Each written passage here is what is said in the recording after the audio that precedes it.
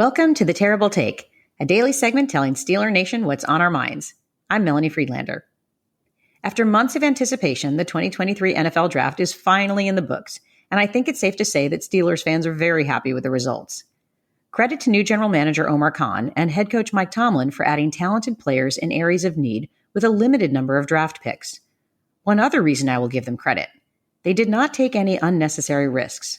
They chose players that are likely to start the season and help the team succeed for years to come. They moved out to get offensive tackle Broderick Jones in the first round. Waiting until the 17th selection could have meant that he was heading to the Jets, who sat at 15. With the other two top tackles, Darnell Wright and Paris Johnson Jr., already off the board, they made the smart move. They could have sat tight and drafted Ohio State tackle DeJuan Jones. But that was an entirely different type of risk that the Steelers were not willing to take. Jones may turn out to be one of the best tackles in the league, or he may struggle with his weight, motivation, and work ethic and become a story of what might have been. Too many red flags in the pre-draft process and too big a chance.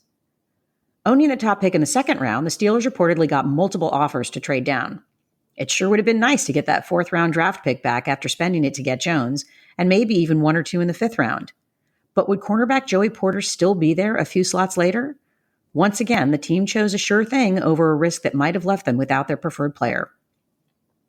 The front office did take their chances in the third round, moving back from 80 to 93 in order to replace that fourth-round pick. With a number of players still available, it was a calculated risk and one that paid off, as tight end Darnell Washington was somehow amazingly still unclaimed. You could argue that was a risk based on some medical questions, but one that seems well worth it.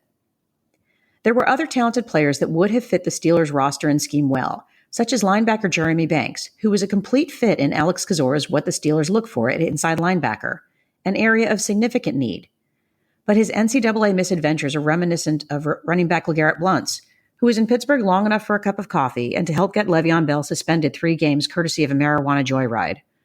While Banks may turn things around now that he is signed with Tampa Bay as an undrafted free agent, and I hope he does, for the Steelers it just was not worth the risk. For years, the Steelers front office has preached hearts and smarts when evaluating players for the draft. As Bob Labriola explained in 2020, how badly does the player want to succeed, and does he have the heart to do what's going to be necessary to achieve greatness? And his intelligence, not only for football, but for also being able to handle the life demands of a professional athlete. In the 2023 draft, the team took some chances, but they didn't risk that. That's my take. You can follow me on Twitter @GirlSurgeon. Check out The Terrible Take every day at 5 p.m. Eastern Time. Follow us on SteelersDepot.com and check out The Terrible Podcast with Dave Bryan and Alex Kozora every Monday, Wednesday, and Friday.